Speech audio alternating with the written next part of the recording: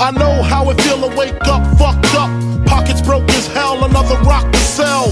People look at you like you's the user, selling drugs to all the losers, mad. Ouais, je peux dire plus 300, moi. Yo les gars, comment ça va? Bah écoute, Bonjour à impec. tous. Ça Salut, faisait moi, ça longtemps me fait qu'on très plaisir. ça faisait longtemps qu'on s'était pas réunis, mais croyez-nous, c'est pas l'envie qui manque. Croyez-nous. Mec, Ah, qu'est-ce moi, que t'as fait à tes cheveux, Ibi? T'as fait un défrisage ou quoi? Non, justement, j'ai enlevé mes locks. Ah, ok. Mais moi, ça va, Bon, au moins, j'ai tous mes cheveux, j'ai pas de creux là. Tu sais, comme. ah, moi, c'est bientôt la Turquie, frérot. Bon, Aldric, déjà, alors évidemment, on le dit, le thème de la soirée, c'est les pronostics UFC 300. On va tous choisir un combat et on va débriefer ça. Mais déjà, félicitations, Aldric. T'as emmené avec ton équipe le MMA, on le disait l'année dernière, sur le toit du monde. Et là, bah, tu continues. Ça fait Euh, quasiment 2 ans qu'on l'avait dit, je crois, hein. Ouais, ouais, mais l'année dernière, ça s'était validé. On avait dit qu'il y a deux Ouais. ans, on avait déjà parlé. L'année dernière, ça s'est concrétisé. Et cette année, bah, force est de constater que ça continue à payer. Virgil Eugène, faut pas l'oublier, qui va faire la ceinture Ares. Et évidemment, Manon Fiorot qui nous a sorti une masterclass de ouf et qui se classe numéro 2 derrière Shevchenko et comment Grâce dirais-je, et Grâce Grasso. Et je sais même pas si on peut dire derrière, dans le parce que- sens où pour moi, c'est plus lié à leur inactivité qu'elle est derrière, en fait. Maintenant, c'est un peu chauvin de ma part de dire ça, mais félicitations en tout cas, Aldric, Merci, merci, pour mon tous les Lucas. travaux. Bah, ça bosse, tu sais, après, c'est pas à toi que je vais expliquer ça, hein. Moi, j'ai réussi, je pense, à faire comment dire, une structure adéquate avec des mecs ultra compétents. Après, c'est entre les mains des mecs. T'as cité deux noms, je vais me permettre d'en rajouter d'autres, mais même on va mettre Axel dedans Ouais, on est, et même, tu sais, vraiment, Ilyes qui commence vraiment à, à prendre un peu l'empreinte, même si on l'a pas formé, tu vois, il vient d'une autre équipe à la base, mais il bosse, il écoute, et tu sens que ça, c'est en train de déborder chez lui et tout, tu vois. Et voilà, le cadre est bon. Je pense que Jérôme Bollerin, il fait un excellent travail aussi avec moi. Flavio, depuis peu. Jerry, que vous connaissez très bien, mais il n'y a pas beaucoup de gens qui le connaissent au final, tu vois. Je suis toujours choqué. Un mec qui a fait un main event de Jungle Fight en 2003 et personne n'en parle jamais en France, on dirait qu'il n'a pas existé. Et puis voilà, et quand tu as des travailleurs à côté comme Virgile, Axel et Manon, ben, ça fait de la connaissance et ça fait de l'efficacité, tout simplement. Tout simplement. ouais, et ça fait aussi j'ai envie de dire aujourd'hui, on le voit hein, dans le MMA français, il y a 5 visages du MMA français, et je vais même dire quatre aujourd'hui, dans le sens où Cyril Gane est très inactif, et donc du coup, bah, les gens oublient vite, et c'est normal. Mais on a Magnon Fluoro, on a Benoît Sani qui a fait une année de ouf, et malheureusement, là, qui a pas réussi à concrétiser, mais qui a fait une année de ouf et qui a emmené le MMA lui aussi sur le toit du monde. Saladin Parnasse, ce week-end, qui a fait quelque chose d'incroyable. Et évidemment, la performance de Nassour face à Dolidze avec potentiellement un combat qui le rapproche du top 5 au mois de juin. Et ça fait plaisir à voir, en fait, parce que ce que je me rends compte, je ne sais pas si vous avez cette analyse, mais quand je vous cite les 4 ou 5 prénoms, donc Cyril Gane, bon, comme je l'ai dit, c'est un peu compliqué pour lui, mais euh, Benoît Sani, petite team. Entre guillemets, quand je dis petite team, c'est familial. Voilà, on va plutôt dire ça, parce que petite C'est team, pas une grosse structure, tu veux dire. en fait, ça veut rien dire petite team, parce que ça peut être archi compétent et petit, c'est un peu réducteur. Mais ce que je veux dire, c'est on est sur un format familial, un format à taille humaine plutôt. Voilà, parlons de taille humaine. Boxing Squad, taille humaine. Ouais, je te La, je suis d'accord. la nouvelle équipe de Nassour, plus que taille humaine. J'ai envie de dire même, c'est Team Nassour carrément. Tu vois, il a construit un équilibre et tout autour de lui. Et le quatrième, du coup, j'ai dit Benoît Sani, Manon, Benoît Nassour, mais tu as mis Cyril entre parenthèses, effectivement, et Cyril, et le cinquième, putain, c'est une dinguerie. Et Saladin. Saladin Parnasse, voilà. vas-y. Saladin Parnasse, on le sait, la Hatch, effectivement, c'est une usine à amateurs, etc. Mais on sait aussi que le modèle de la Hatch, en termes de computeurs, tourne beaucoup autour de Saladin. Et je me rends compte au final que quand même, à un moment donné, quand c'est à taille humaine, en France du moins, hein, tu vois, on n'est pas sur les formats américains et tout. En France, ça réussit mieux aux athlètes au final. C'est le Bah, sentiment que j'en ai. non, mais je trouve que c'est une très bonne analyse, Mika, parce que même si tu vas comparer aux équipes américaines. Alors, OK, il y a plus de monde, mais je pense que le secret, c'est dans l'individualisation. Moi, le matin, je fais un cours co, euh, et c'est même un cours co, quand Manon, elle s'entraîne, je fais un cours co par poids, c'est-à-dire que les moins de 65 qui sont avec Manon, et les plus de 65 qui sont effectivement groupés jusqu'au poids lourd, donc c'est un cours plus coco. Mais moi, l'après-midi, le secret, c'est l'individualisation. C'est-à-dire que ou c'est des drills avec moi, ou c'est la partie avec Volrin, ou c'est la prépa physique. Et je pense qu'aujourd'hui, si t'as pas ça, si t'as pas un double rendez-vous journalier avec tes gars et que tu individualises pas euh, au moins une fois dans ta journée, tu performes pas. Et pourquoi je parlais du modèle américain? Parce que même sur des grosses teams, alors c'est vrai que moi j'ai été au Hit Squad qui n'existe plus, la team de Matthews, mais pour avoir parlé avec des mecs qui étaient même à ATT, à part les filles qui s'entraînent à 30 sur le tapis, la plupart des structures, elles sont à taille humaine, entre guillemets. C'est-à-dire que les mecs, bon, oui, il y a le cours de lutte en commun où tu peux avoir 80 mecs sur le tapis ou le sparring. Mais globalement, quand tu vois des champions, et preuve en est, regarde les images du camp de Dustin. Tu parlais de Dustin contre Exactement. Benoît. C'était des structures à 5-6. Alors, je vais faire mon Mika Lebou, je vais écorcher les noms, mais moi aussi, je sais pas, j'arrive pas à prendre. Là, j'arrive pas, les gars. Désolé, j'arrive pas. Mais ou même Likov, là, qui s'entraînait avec lui et tout, ils étaient 5-6 à chaque fois avec Gamrot sur le tapis. Il n'y avait pas Dustin et 80 mecs. Il y avait 5-6 gars qu'il avait sélectionnés, un parce qu'il est gaucher, un parce que c'est Mateusz Gamrot pour le grappling, un parce c'était un bagarreur, un pour le cache control, machin. Et le camp, à chaque fois, c'était rare de voir Dustin avec 80 mecs. Dans la majorité des cas, ils étaient à 5-6. Et 5-6, on s'est rendu compte que c'est le format de Manon, c'est le format de Benoît quand il s'entraîne, et c'est le format de Nicolas Haute et de Nassour, hein. Tu vois, à chaque fois, il y avait 3-4 gars avec lui et l'entraînement est focalisé sur toi. Et je pense que c'est ça qui permet d'être efficient et performant. Voilà, tout Et simplement. du coup, deux questions, après on passe à l'UFC 300, après je te laisse, Ibi. Ouais. La première question qui me vient, c'est toi, en tant que coach, justement, tu penses que ce travail d'individualisation, tu peux le faire sur combien d'athlètes maximum? Ça, c'est la première question. Et la deuxième question pour rebondir, et je rebondis là, c'est même pas vraiment une question, c'est aussi, j'ai remarqué que chacun des gars, donc par exemple, Dustin Poirier, effectivement, il va à la TT sur sa prépa pour les sparring, etc., pour la structure, et peut-être aussi parce que c'est plus simple de ramener les sparring dans un gros centre que de les ramener au fin fond de la Nouvelle-Orléans. Et je ne sais pas si tu as vu, mais en fait, ils ramènent aussi leur coach spécifique, c'est-à-dire leur coach boxe anglaise. Et en fait, au final, tu te rends compte que oui, en MMA, bon, tout se passe là-bas, etc. Mais la réalité, c'est qu'ils ramènent tous leur petit coach, leur petit truc. Tu vois, ils ont. Et c'est pas forcément des gars de la TT. Ben, c'est ce que je te dis. Moi, je pense que, pourtant, Etiti, je crois que ça fait plus de 3000 mètres carrés, le machin. Et pourtant, Mike Brown, il a vraiment un rôle d'head coach. C'est-à-dire qu'il encadre avec des coachs qui sont avec les athlètes depuis fort longtemps. Tu vois, comme le coach de boxe de Dustin, je crois qu'il est avec depuis 7 ou 8 ans, tu vois, ou des trucs comme ça. Et il y a, pour le gars qui arrive et qui n'a pas du tout de coach, il y a des cours collectifs. Il y a des mecs comme Paparumpa, le Brésilien, et il y a un Dagestanais aussi, je crois, qui donne des cours d'anglais dedans. Mais globalement, la plupart des athlètes, ils arrivent avec leur coach d'anglaise ou leur coach de lutte ou leur coach de sol et ils viennent se greffer dans un système qui existe déjà. Donc, je pense que tu as raison. Aujourd'hui, l'heure, elle est à l'individualisation. Et pour répondre à ta première question, c'est pour ça que moi, je suis en train d'essayer de monter des budgets et d'avoir des investisseurs parce que aujourd'hui, ma structure, elle est clairement full. Je veux dire, je te parlais d'Elias Diroun, il y a Nikita, je vais écorcher son nom, pardon, Nikita, je vais dire Leshkov, Je mais, savais mais pas qui s'entraînait chez vous. ouais, il est avec moi depuis son dernier combat. Donc, et c'est vraiment, et ça match, tu vois. Je vais pas en dire plus. C'est juste que, tu sais, des fois, t'as des athlètes, tu peux pas faire grand-chose au final parce que ou soit ça manque de confiance, soit ta façon d'entraîner, il n'y a pas de réciprocité entre ce que tu dis et ce que la personne comprend. Et il y a des fois où ça match de fou.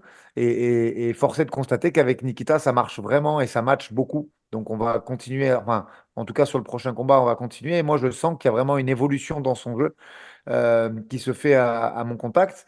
Et c'est vrai qu'à l'heure actuelle, bah, je suis full, plein. Après, je suis en train d'essayer de ramener d'autres personnes dans la structure de façon à ce que je puisse individualiser plus et débloquer en peut-être 4 ou 5 places d'ici la fin de l'année. Mais au moment où on se parle, full. Voilà, je peux pas faire plus parce que sinon je ferais de la merde et c'est pas ce que j'ai envie de faire, tu vois. Quand je me présente dans un coin, je veux pouvoir avoir supervisé et fait le maximum. Si je dois y aller juste pour faire de la figuration, ça me plaît pas et c'est pas moi, tu vois. Je suis entier du début à la fin et là, pour l'instant, je peux faire ça. Mais si je prenais un ou deux personnes de plus, je ferais comment on appelle ça? Je ferais du bricolage et c'est pas ce que je veux faire. Ok. Les gars, moi, je vous rejoins, mais en fait, je me disais, est-ce que l'individualisation, ça marche pas qu'à un certain niveau? Genre, Ah ben, il lorsqu'on faut est au une très base. très haut Ben niveau, oui, ben c'est oui. bon. Mais après, attends un bout. Oui et non. Il faut une base solide, mais aujourd'hui, on n'a plus le temps de la faire à 25 ans, la base. Enfin, c'est mon avis, hein. Je Ouais, pense que je te rejoins. regarde Ça le marche. niveau des amateurs, regarde le niveau des. Alors, ces Europes, je les ai un peu zappés. J'ai beaucoup de trucs à rattraper parce qu'avec l'actualité de Manon et tout, j'ai pas pu m'investir à fond dedans. Mais regarde le niveau des IMAF, regarde le niveau même des galas amateurs en France. Aujourd'hui, tu ne peux pas arriver et te dire bah, je démarre de zéro à 26 ou 27 ans, sauf dans certaines catégories, peut-être en poids lourd encore ou quoi. Mais je pense que l'individualisation, elle marche avec une base solide, au moins dans les trois disciplines qui encadrent notre sport, l'appréhension, le sol et le pied-point. Mais très vite, il faut individualiser parce que tu vas faire quoi? Tu vas pas attendre d'être ceinture noire dans les trois disciplines il faut que ton jeu il s'affine et il se peaufine tout de suite. Et je pense que l'individualisation, elle doit arriver très vite, dès l'amateur, tu vois, dès l'amateur. Et d'ailleurs, on le voit, et oui, l'individualisation, si tu regardes bien, il y a le travail technique que tu fais tout au long de l'année. Donc ça, c'est un travail personnel que chacun doit faire, mais qui est quand même axé sur ce que le coach te dit de travailler. C'est-à-dire que si ton coach te dit, bah là, tu vas enlever une séance de boxe, tu vas mettre une autre séance de Ah, sol où tu vas travailler plus ton... Donc ça, c'est, on peut dire, le travail de fond qui est fait sur une année. Mais le travail tactique que tu fais pour technico-tactique que tu fais pour un combat face à un adversaire, bah, c'est une forme d'individualisation. mhm. Et ça, si tu regardes bien, on le fait de manière un peu, je dirais par expérience, empirique. Mais quand tu affrontes un lutteur, l'air de rien, bah, tu travailles tes sprawls, tu fais des trucs. Et donc, c'est déjà un travail d'individualisation. Mais D'accord. la difficulté de l'individualisation, c'est, entre guillemets, hein, je dis bien, c'est d'industrialiser C'est l'individualisation ça. et Il de faut aussi savoir la à quel compétence moment aussi. et de savoir à quel moment tu peux en prendre et à quel moment où au final, bah non, tu n'es plus dans la qualité, là, tu es dans la sous-qualité. Et je crois que c'est ça qu'il dit Aldric. Aldric, il dit qu'à un moment donné, pour pouvoir continuer à performer et mener à bien ses projets, il doit s'industrialiser, entre guillemets, mais Ah, surtout, ça demande une organisation d'experts. Et c'est ça qui est dur d'aller chercher, c'est la compétence, puisqu'il faut la payer. c'est exactement ça. C'est exactement ça. Parce que on est en France, hein. Il y a des mecs forts. Plein, mais ils se comptent sur les doigts d'une main et ils sont pas forcément disponibles. Tu vois, le schéma associatif, tu peux, quand tu parles de haut niveau, tu peux pas rester comme ça. Tu peux pas dire au mec, ouais, je te file 30 balles. Il faut des emplois au mois, il faut que le mec il se dégage au moins une demi-journée par jour et tout ça, ça demande des budgets. Mais après, la qualité, on l'a. Je dis, regarde, moi qui suis à Nice et qui suis loin de Paname, tu as vu les noms que je t'ai cités, quoi. Je veux dire, des Flavio Santiago, des Jean-Robert Monnier, des Jérôme Vaudrin. J'ai ça avec moi. Et c'est déjà génial. Et il y a d'autres talents que tu peux greffer, comme des Jean-Marc Toesca, qui a quand même été au Madison, coaché des Hassan Ndam. Tu vois, tu as des mecs qui peuvent apporter. Le tout, après, c'est de les trouver et te dire, bah voilà, lui, c'est un grappleur, il fait sa carrière amateur, on va le greffer avec un Toesca tous les jours pendant 6 mois pour voir, pour faire évoluer son pied-point, puis on verra par la suite. Tu vois, il y a plein de trucs qui sont possibles de faire pour développer le travail et augmenter le niveau très vite. Mais effectivement, il faut des budgets parce que sinon, tu fais deux cours co où tu dis au gars, bah alors toi, tu es un peu mélangé en boxe, tu vas au cours collectif loisir du soir, tu vas avoir un retour, mais qui va être Ça prend lent, du qui va temps. être, tu vois, tu perds du temps. Le mec, oui, il va apprendre, il va au cours de boxe taille d'un boxeur taille. Il va apprendre de la boxe taille, mais est-ce que ce sera directement Adapté transposable au MMA, MMA? Tu vois, il y a plein de d'accord. trucs et on n'a plus le temps aujourd'hui. Tu peux pas dire au mec, bah, il a 20 ans, à 25 ans, il saura boxer. C'est fini déjà, le train il est passé déjà quasiment, tu vois. C'est aussi le fait que les gens démarrent directement par les MMA parce qu'à l'époque, tu n'avais qu'un background de boxe anglaise ou de judo ou de lutte. Donc forcément, on va dire que ta progression était un peu plus facile. Mais là, c'est vrai que le fait d'arriver et d'avoir, on va dire, zéro background, bah forcément, il faut, entre guillemets, accélérer les choses. Enfin, je Ah pense. bon, je te pose juste une question sur une autre question. Progression plus facile ou niveau plus bas? Je sais Progression plus pas, hein. facile, Je sais pas. forcément. Non, niveau plus bas. Je pense Ouais. que C'est-à-dire, le mec, bah, je pense qu'il y a 7 8 ans, à l'époque où Mika et moi on a démarré, t'arrivais avec de la boxe taille, t'apprenais à faire de sprawl et te déplacer un petit peu, ça passait. ok, Aujourd'hui, ça ne passe pas. Le oui, mec, ça passe plus. Le, regarde, ni- regarde le niveau des amateurs, quoi. Regarde. Ouais, c'est vrai. le niveau général du MMA, il a augmenté. Et c'est pour ça qu'à chaque fois, moi, je retire en rien les légendes qu'ont été les anciens, hein. des Anderson Silva et tout, c'est des légendes de leur sport. Mais à un instant T, comme dans le football, le football a évolué, on le voit tactiquement, etc. Et ça n'enlève rien aux légendes qui ont été Platini, le roi Pelé, etc. Mais le football moderne n'est plus la même chose que le football ancien. Et c'est la même chose dans le MMA à une vitesse grand V. Et la deuxième chose, AB, j'insiste, c'est oui, effectivement, et je pense que ça a été ça le problème en France pendant longtemps, c'est qu'on venait du judo, on venait de la boxe taille, on avait une petite base par-ci, par-ça, et on apprenait à faire deux, trois strolls comme dit Aldric, et on arrivait à monter. Et la réalité, c'est qu'on n'a pas vu aujourd'hui qu'il fallait faire de la lutte, oui, mais lutte MMA. De la boxe taille, oui, boxe taille MMA. Et en fait, le problème, c'est que là, seulement maintenant, le MMA devient très populaire depuis 1 an et demi, et c'est seulement maintenant que le prof de boxe taille se dit, OK, ça m'intéresse le MMA, je vais comprendre les distances pour voir ce que je peux faire, je peux enseigner ou pas enseigner. Et je pense qu'il y aura déjà dans l'enseignement de ces types-là, il y aura beaucoup moins de déchets. C'est-à-dire que beaucoup, quand tu vas en anglaise, ils te disent ancre-toi au sol, etc. parce que c'est des pros de l'anglaise. Mais est-ce que c'est transposable en MMA? Non. Et en fait, tant que les profs n'ont pas cette logique et n'ont pas cette philosophie d'enseigner la boxe anglaise dans le Adapté. cadre d'un combat de MMA, on n'arrivera pas à progresser. Mais ça, c'est quelque chose qui change et je le vois dans les mentalités. Mais effectivement, on a mis du temps. Ouais, c'est très juste. Très, très juste. Merci, messieurs. Avant Ouais, de revenir quand désolé même pour à... l'aparté, les gars. Désolé pour l'aparté, Non, mais mais c'était très intéressant. C'était très intéressant. Mais quand même, les gars, avant de revenir sur l'UFC 300, on peut quand même revenir sur la performance de Manon face à Erin Blanchfield. Je suis un petit peu sur la même chose qu'on avait dit lorsqu'elle avait affronté Rose Namajunas. Elle tape un nom, mais j'ai l'impression qu'il n'y a pas je dirais pas la reconnaissance qu'il faut derrière, mais ouais, que ses si, si. performances, elles sont pas. Je te jure que c'est la reconnaissance qu'il n'y a pas. C'est presque ingrat. Entre C'est guillemets, le hein, cas. je mets des guillemets, moi je le dis, et je crois comprendre pourquoi. Mais en fait, c'est une méconnaissance du sport. Et je te jure, c'est une méconnaissance du sport. C'est ça qui me tue quelque part, c'est que la performance qu'elle fait contre Rose Namajunas, et on l'avait dit, toi et moi, à Bercy, elle n'a pas été appréciée à sa juste valeur.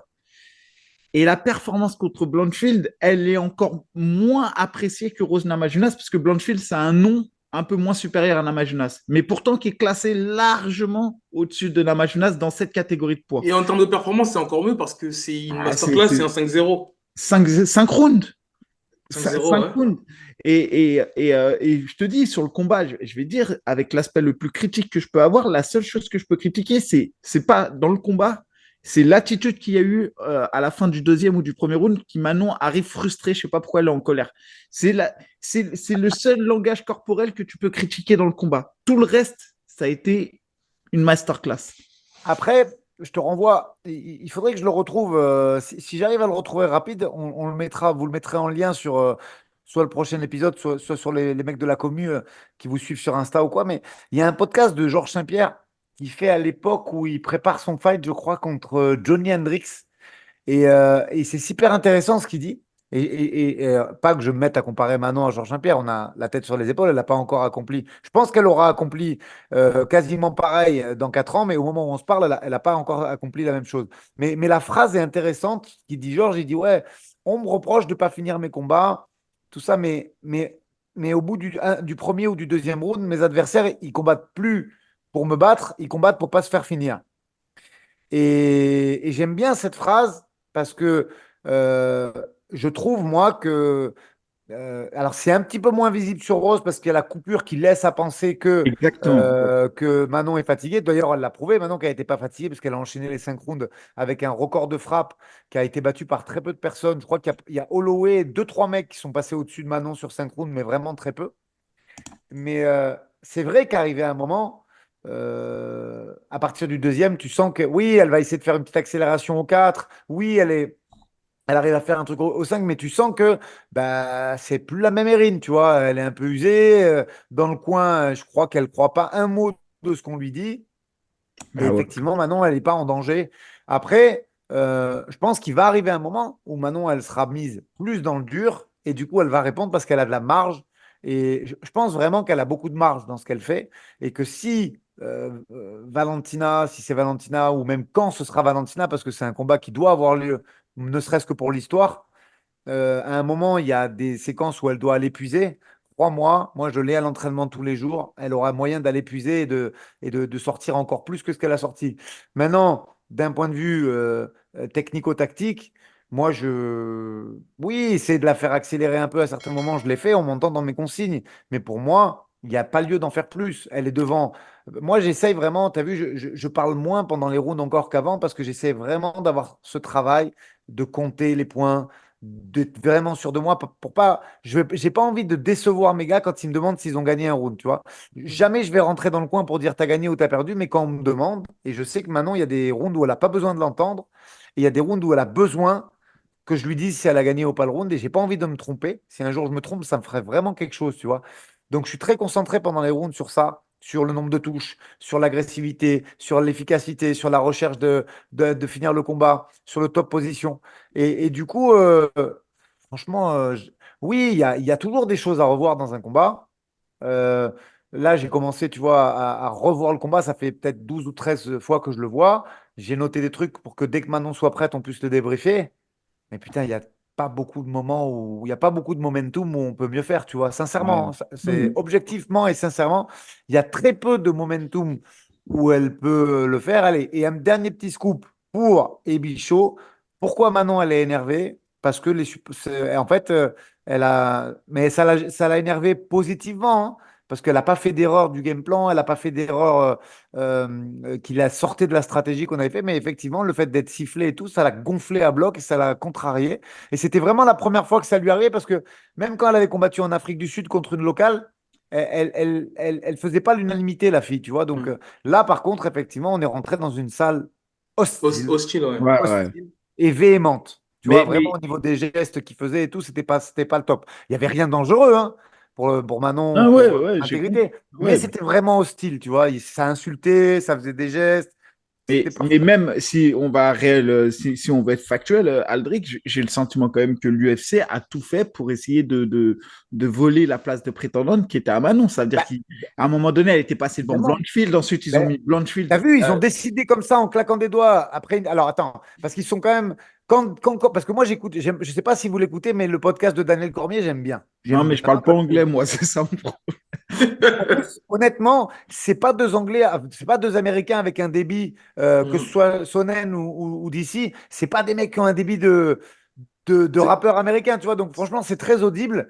Et de la bouche de Cormier, il dit que Blankfield, elle fait une victoire de merde contre Santos, Ben, on est vraiment d'accord. peu convaincante, et que Manon, elle fait un très bon combat contre Contre Rose. Namajunas, Et ouais. derrière, tu as l'UFC qui décide de switcher les positions comme ça. Donc, clairement, oui, clairement, il y a une envie quand même. Même si, moi, de temps en temps, j'essaie d'avoir une vue objective de la situation en disant que les contrats d'ESPN, ils sont déjà négociés, qu'il vaut mieux être sur un marché émergent qu'américain aujourd'hui. Alors, c'est valable pour la Chine et pour le Mexique, qui sont vraiment des marchés énormes en termes de retour sur investissement, mais force est de constater que ce n'est pas encore valable Ouais, en pour la France. France. On n'est pas un gros marché pour eux. Et s'ils peuvent essayer de faire passer une ricaine devant nous, ben, ils ont essayé de le faire. Après, maintenant, j'aime bien, moi, la vieille expression de chez nous, elle a remis l'église au milieu du village. Ah bon, on Village. peut dire, je crois que ça marche avec la mosquée, ah bon, on peut le dire aussi, hein.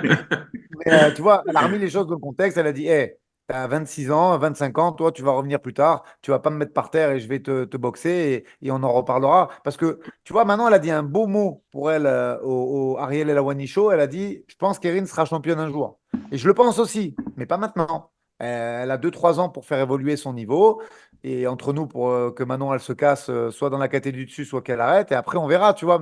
Mais je pense que cette fille, à 25 ans, dans un mois ou deux, elle a suffisamment d'expérience déjà et de travail parce que c'est une bosseuse quand même. Et je pense qu'elle reviendra et qu'elle sera au sommet de la catégorie dans les années à venir. Ouais, bien sûr. En tout cas, Manon, elle a montré qu'il y avait vraiment un niveau d'écart. Et du coup, on se dit qu'elle est forcément qualifiée pour la suite, enfin pour la ceinture. Mais sauf que là, il y a le teuf entre Grasso et Shevchenko. Donc, qu'est-ce que vous allez faire? Est-ce que vous allez attendre, forcer le passage pour tout simplement prendre la vainqueur des deux? Ou si... Ceinture intérimaire contre Barber. Je Écoute, pense frérot, regarde, j'ai aucun scoop à vous donner là-dessus, mais le seul scoop que j'ai, c'est la décision, enfin non, l'orientation qu'on va donner à ça. Et Manon, elle m'a dit clairement, Barber, je la prends pour une intérimaire, il n'y a pas de problème. Et moi, je te dis clairement aussi, je valide le choix de Manon parce que je pense vraiment sincèrement qu'il y a encore une plus grande différence entre Barber et Manon qu'entre Erin et Manon. ouais, ouais. Euh, Vraiment, hein, sans, tu vois. Bah, par l'opposition de style, clairement.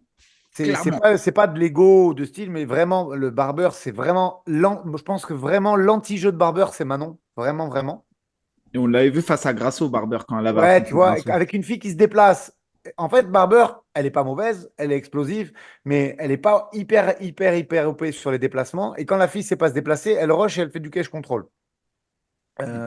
Et sur Manon, ça passe ni l'un ni l'autre. Et Vraiment. puis, c'est pas une finisseuse, Barber. Ça veut dire que face à une useuse comme Manon, sincèrement, je vois pas non plus. Je vois pas Donc, non plus. Barber, Manon, elle m'a déjà dit oui sans problème pour une intérimaire, pardon. L'option du backup, elle existe vraiment. On ne nous l'a pas encore proposé officiellement, mais que Manon soit backup, c'est quelque chose qui lui va aussi.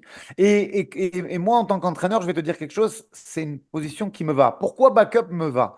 Parce que ça oblige à rester concentré, Manon, et de faire un camp quand même cet été pour être éventuellement backup, que elle va être sur place, qu'elle va être payée, hein, disons-le clairement, c'est un choix économique aussi, et qu'elle va pouvoir voir le combat en live, et c'est toujours bien plus riche d'informations que le regarder sur sa télé, quand bien même des commentaires fabuleux de Michael Lebou et autres sont intéressants, mais c'est vrai que quand tu vois, Ouais, ouais, c'est clair. tu es au premier rang en termes de data, en termes d'impression, c'est quand même beaucoup plus important. Donc pour ces raisons-là, l'option backup peut nous aller aussi vraiment.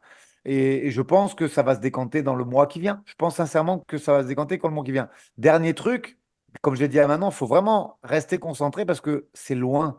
C'est-à-dire qu'il y a un The Ultimate Fighter qui est en train de finir de se tourner, qui le sera, je crois, au mois de mai ou de juin.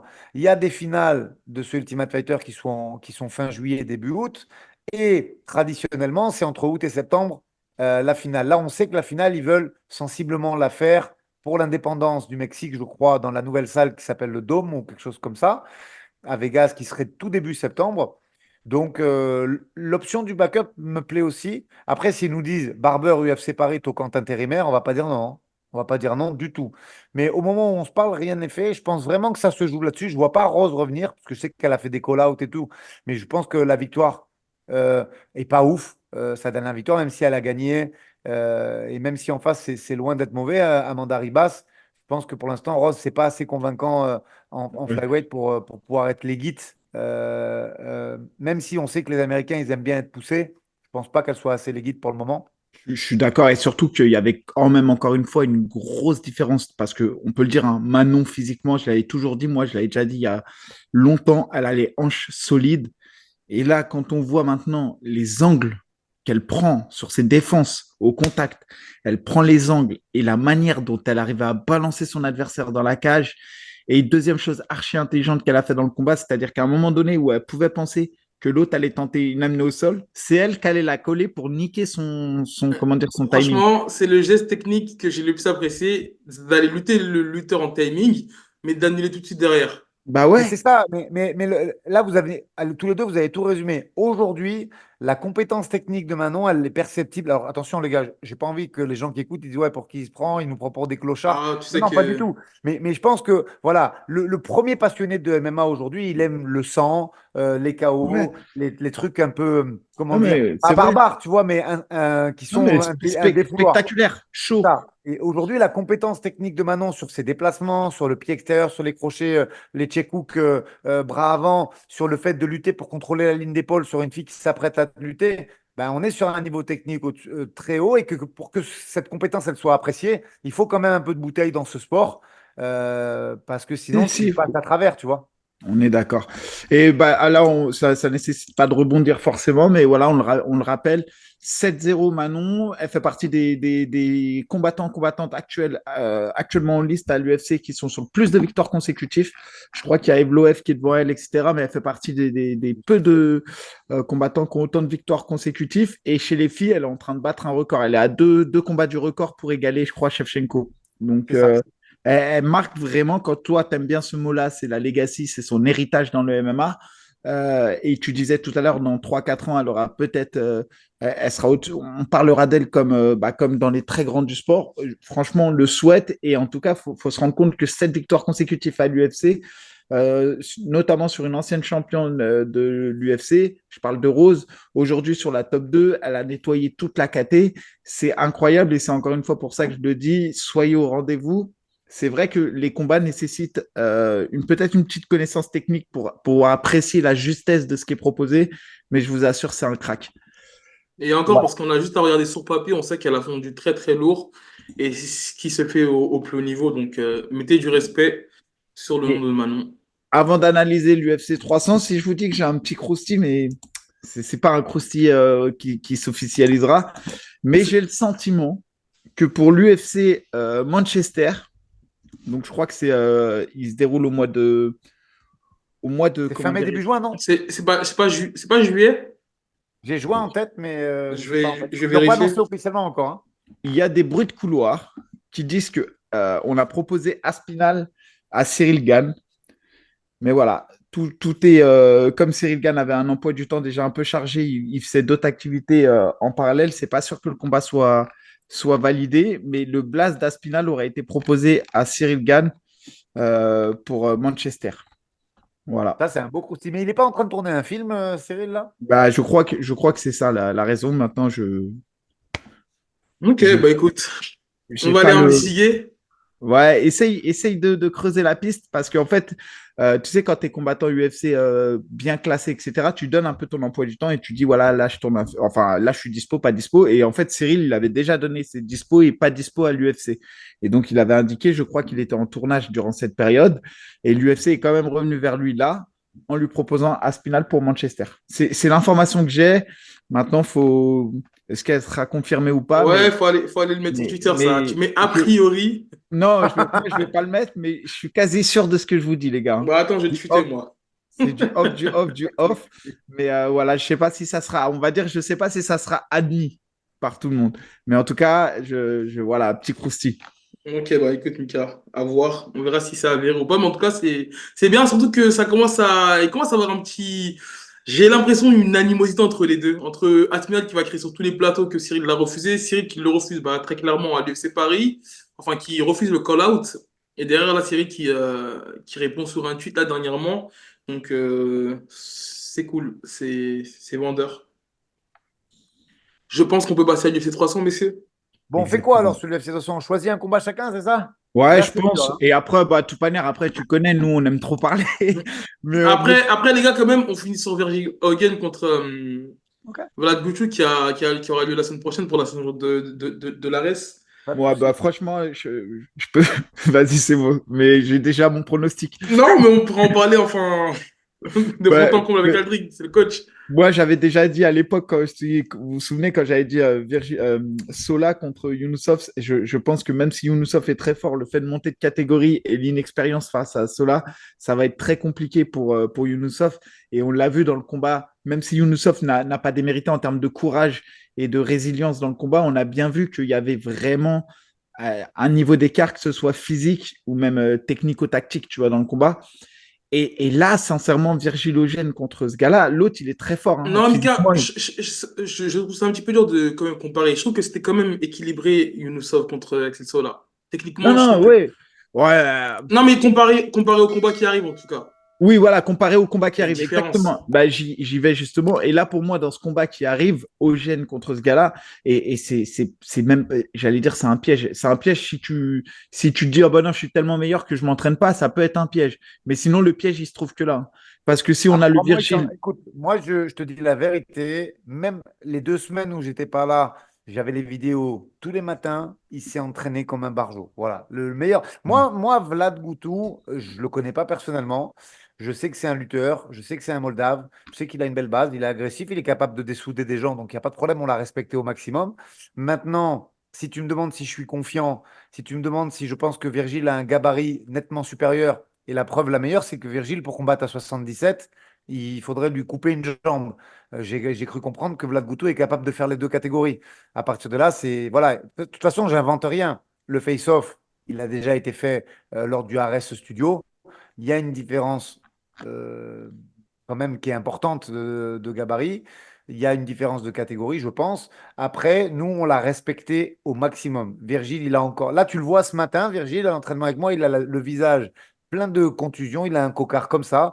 Et c'est juste la preuve qu'on l'a mis dans le dur, qu'il a fait beaucoup, beaucoup, beaucoup de mises en échec avec des mecs méga forts. Et pareil, je fais pas de croustis, mais je donne un un petit, comment dire, je donne un petit indicateur de ce qu'a été le camp de Virgile. Il y avait des mecs, bien évidemment, Axel Sola, bien évidemment, Kalim Mastouri pour son niveau de sol, parce que Kalim, il ne peut pas encore faire du MMA avec Virgile, il faut être raisonnable, mais par rapport à son niveau de grappling, il est capable, sur des séquences de mise en échec, de poser bien des difficultés. Il y avait le numéro 2 français en poids lourd de judo, German Andreev, pour qu'on puisse travailler les séquences de cage control et de Greco, parce que je pense qu'il fallait respecter Vlad là-dessus. Et il a fait un énorme camp, Virgile, sur cette base-là. Et il sera vraiment à 100% la semaine prochaine. Ok, bah, franchement, de toute manière, je vois Virgile devant. Shigemoto, là, c'était un combat. Shigemoto. Shigemoto, pardon, ça a été un combat qui a été mené par Virgile de dingue, où ils ont été au bout du bout. Franchement, ils ont donné du cardio. Tu voyais que le mec était prêt. Ce que je veux dire, j'ai vu Vlad. Hein, je dis pas que Vlad, c'est pas quelqu'un qui a du cœur, etc. Mais pour moi, on est vraiment à deux niveaux. Vraiment, il y a une galaxie entre les deux. Maintenant, Ah, voilà. c'est un combat, tu sais, même quand tu... c'est ce que j'expliquais. Moi, je l'ai dit à Virgile, les yeux dans les yeux, ce que je vais vous dire maintenant. J'ai dit, oui, c'est un 80-20, mais 20%, c'est beaucoup, il faut être concentré. Ouais, Voilà, c'est tout. c'est même 90-10, mais les 10, comme tu as dit, justement, un mec qui a rien à perdre, parfois, c'est compliqué parce qu'il Ça. peut tenter des choses. De... Bah, c'est ce qui est. En plus, C'est un peu ça qui est chiant. ok, les Ça gars. reste, ça reste un sport, le MMA, il peut se passer plein de trucs. Nous, on la Et respecte puis, au allez, maximum. Quoi? t'allais dire une baguerie après, t'as dit, ouais, c'est une petite heure d'entraînement. Je vais me faire remonter. Avoue, Ivy, t'allais dire une baguerie, t'as dit, je vais me faire remonter par le coach. J'allais passer à l'UFC 300. Mais bon, les gars, on revient sur l'UFC 300. Bah, écoutez, Allez, on a fait le sujet sur Virgil Logan et Vlad Guchou. Les gars, l'UFC 300, ça s'annonce dingue. On a quand même six anciens champions sur la carte. Ils sont tous dispatchés à différents endroits, même en préliminaire. Mais après, forcément, c'est le charme de l'UFC 300. On avait la même chose lors de l'UFC 200. Et là, un main event qui n'a pas vraiment hypé, on va dire, la foule. Jamal Hill contre Alex Pereira.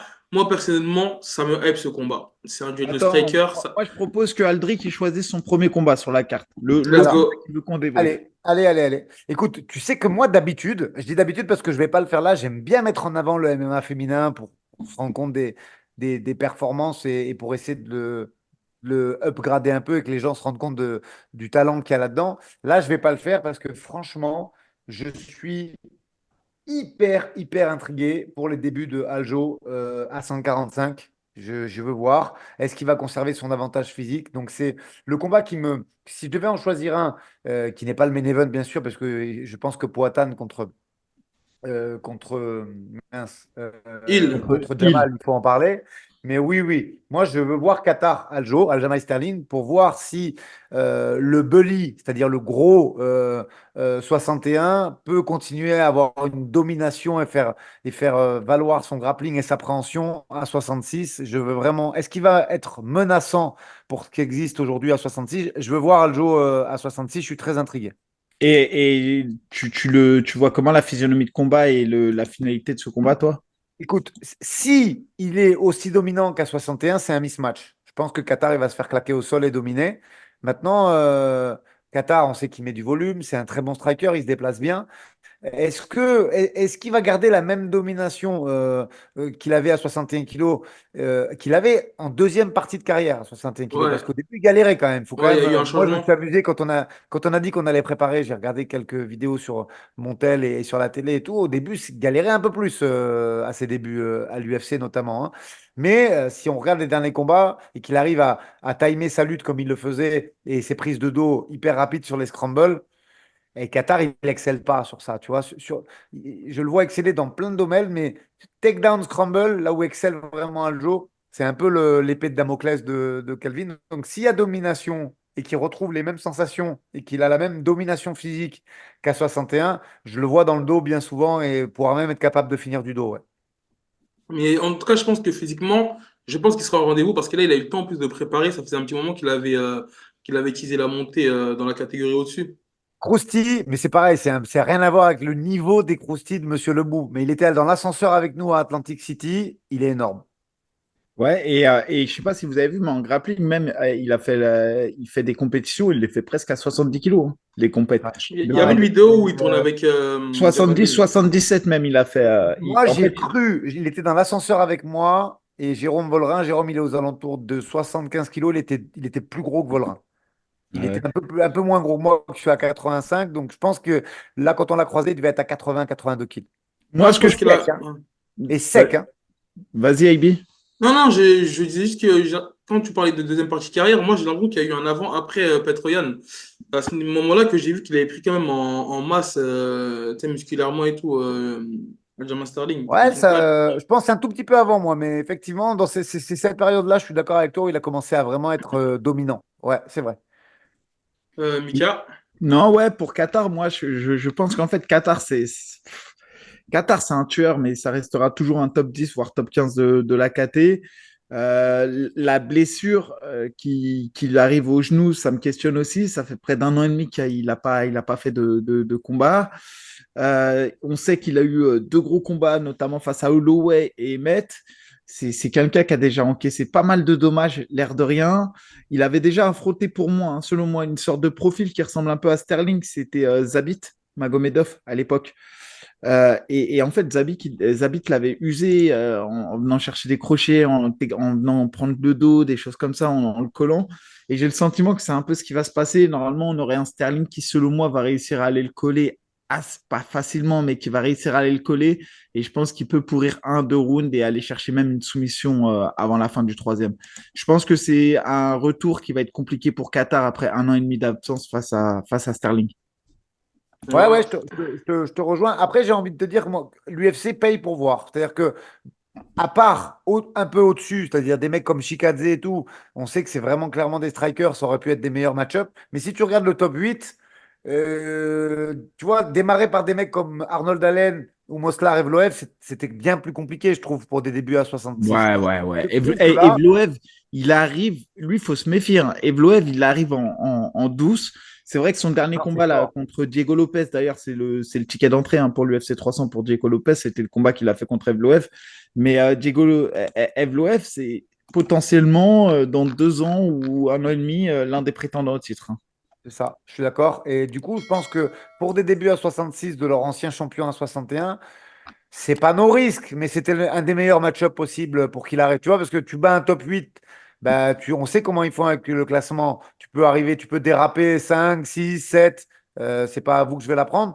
Donc, je trouve que c'est bien joué et que c'est un match-up avec peu de risques pour lancer Sterling dans la division.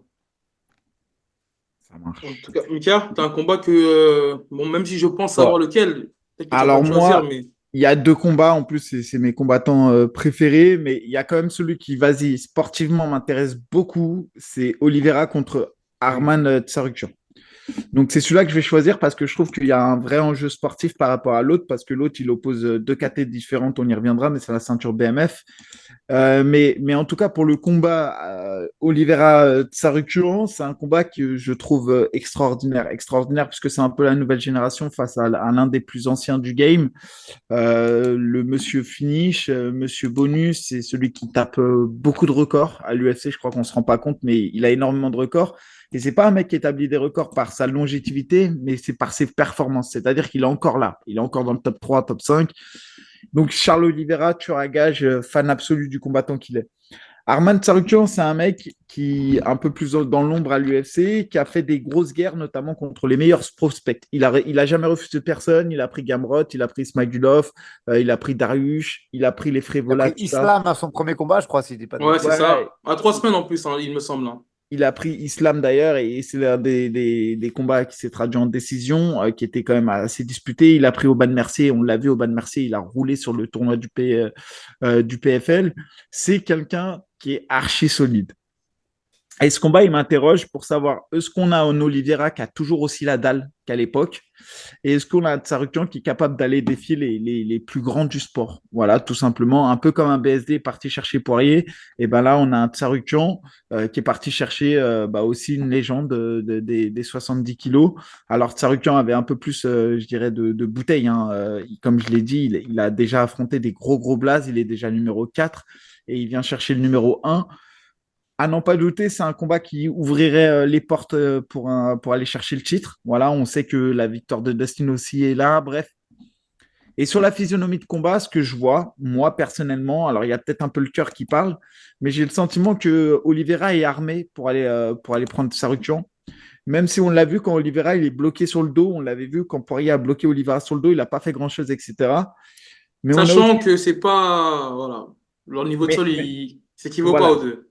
exactement. Mais on avait aussi vu Tsarukian face à Gamrot ne pas réussir à maintenir. On avait aussi vu Tsarukian galérer un peu en lutte face à Ismagulov. Il n'avait pas forcément réussi à amener au sol, il n'avait pas forcément réussi à le cadenasser. Et Oliveira, son dernier combat, moi, contre Darius, je trouve que la performance, elle est passée un peu inaperçue. Surtout après la défaite qu'il a eue contre Makhachev, on aurait pu penser il allait plus jamais revenir. Et au final, bah voilà, hein, Il a roulé soumission dessus. premier round, après l'avoir durement touché. Enfin non, c'est Grand Pound premier round après l'avoir durement touché. Et quand tu regardes un peu les blasts qu'Olivera a pris là sur les 6 derniers combats, bah, c'était le Ferguson qui était quand même encore pas mal. Chandler, Poirier, Gadji, effectivement cette défaite contre Amarachev. Et ensuite, il tape Darius d'une manière extraordinaire. Donc, physionomie de combat, bah, je vois un combat qui va être engagé. Je vois un Oliveira avec des meilleures phases de striking debout, qui va pousser Tsarukian à aller lutter et qui va se faire cueillir par le sol d'Oliveira. C'est un peu la physionomie du combat Ah, que je mais vois. ça peut être effectivement vraiment, ça peut être son anti-jeu, vraiment, hein. Si Charles, il est affûté, qui fait valoir les genoux et son striking un peu shooté box, enfin beaucoup shooté box, mais un peu Muay Thai, et qu'il est vraiment. Après, il y a un truc que je voulais compléter, c'est il est à l'UFC depuis longtemps, je crois qu'il y est depuis ses 22 ans, si je dis pas de bêtises, de bêtises, Armen Saroukian. Et je trouve quand même que sa lutte est restée la même, mais son pied-point évolue, enfin surtout son anglaise. Je veux dire pied-point parce que c'était le striking, ce que je voulais dire. Mm. Il évolue quand même, hein. Je trouve vraiment qu'il évolue positivement à chaque combat. Maintenant, il s'est pas passé énormément de temps entre son dernier combat et celui de Charles. Et je pense qu'effectivement, malgré sa constante évolution, il devrait être un petit peu en dessous encore sur le striking et à voir s'il arrive à compenser avec la lutte. Ouais. Donc, pronostic pour vous, vous voyez Oliveira? Moi, je vois Oliveira à soumission, ouais. Euh, À voir, à voir. Moi, en fait, j'ai une interrogation parce que je le trouve vraiment costaud de Saroukian. Après, on a vu qu'Oliveira, c'était aussi un gros lightweight, notamment quand tu avais Islam en face. Mais, euh, mais en fait, je trouve que, ça c'est mon avis, sur les combats qui l'ont amené à la décision depuis ces 3, 4 derniers combats, il manque un peu de jus. Alors là, c'est un 3 rounds, je pense. Oui, je suis sûr Ouais, même que c'est c'est un 3 trois rounds. rounds. Et ça peut l'aider, effectivement. Parce que j'ai l'impression que quand ça dure, quand même, il pêche un petit peu. Est-ce que c'est l'âge? Est-ce que c'est le cut? Je pense pas que ce soit l'âge. Moi, très objectivement, je pense que c'est le cut. Parce que c'est vraiment un gros cutter. Il a failli rater le poids de nombreuses reprises, mais il a réussi. Et si ça va vraiment sur un truc serré, en fait, c'est pas si ça va à la décision. Si c'est accroché dans le premier round, ça peut basculer, je pense, pour Tsaroukian. Maintenant, effectivement, je vois si ça roule un peu et qu'il commence à mettre des momentum comme il a fait contre Benil Dariush, je peux voir Oliveira, ouais, sans problème. Et j'ai envie de voir Oliveira, surtout que depuis son combat contre Islam Makhachev, j'ai l'impression que là, il a son prime plus plus. La manière dont il est venu contre Ben Dariush, ça a prouvé qu'il avait faim, qu'il avait un axe de progression en plus qui s'était amélioré. Maintenant, Saroukian, moi, j'aime bien de par son style et je trouve que c'est l'anti-jeu, en tout cas au sol, c'est l'anti-jeu d'Oliveira. Il rapine de position, ça peut bloquer dur parfois et tout. Malgré qu'il ait suivi 2 défaites, c'est pas contre des no-name. Il y a Islam Makhachev qui est actuellement champion et comme il le disait, le truc, il le prend à son début à l'UFC, il me semble, sur un court préavis. Sa défaite contre Gamrot, pour moi, elle peut basculer. Même je voyais plus Tsarukyan devant. Ouais, ouais. Donc, il est jeune, il a tout à prouver. Je vois un avantage, même s'il s'attaque à un gros morceau, et lui-même il l'a dit, hein, il est conscient, mais je pense qu'il fera l'affaire. J'avoue que j'ai du mal un petit peu à voir la physionomie du combat, mais il faudra quand même faire attention en tout cas, au striking d'Oliveira, plus qu'à son sol, j'ai l'impression, du côté de Après, Tsarukyan. pour juste compléter une phrase sur ce que tu as dit, il faut juste voir s'il ne se trompe pas de combat. Moi, j'ai trouvé que Benil, par rapport à ses qualités, euh, là où il est le plus fort, bah, il se trompe de combat souvent. Tu vois, il va faire. Quand tu t'envoies en striking fort pendant 3 minutes et que tu te fais toucher, c'est plus là que tu peux lutter, c'est fini déjà. C'est-à-dire Ouais. que si tu attends d'avoir la tête qui tourne et de ne pas voir clair ou de voir deux adversaires en face de toi avant de lutter, tu peux pas lutter de façon efficiente des mecs qui ont des grosses défenses de takedown. Donc ça va dépendre un peu aussi de comment c'est préparé et de quel est le game plan. Mais si pourrit le jeu et qu'il rentre dans une guerre de lutte, de scramble et de chain wrestling, je pense que moi, en tout cas, si je devais faire un game plan sur ça, c'est vrai que c'est pas le game plan le plus spectaculaire, mais je pense que c'est ce qu'il y a lieu de faire avec un Charles Oliveira, tu vois. Parce qu'en striking, c'est devant, c'est sûr, certain, même s'il Ouais. évolue. Mais avec la fatigue, tu vois, sur le dos, effectivement, pas à l'aise, qui prend des coups, et derrière, tu reluttes, au moins pendant peut-être 7 8 minutes. Je pense qu'il peut arriver à faire quelque chose de déficient sur la fin du round, voire même de gagner les rounds comme ça et de pouvoir gagner la décision. Ouais, Après, après là, on est sur du très très haut niveau, hein. De toute manière, c'est pareil quand je donne mon pronostic, les gars, n'allez pas mettre votre maison là-dessus, hein.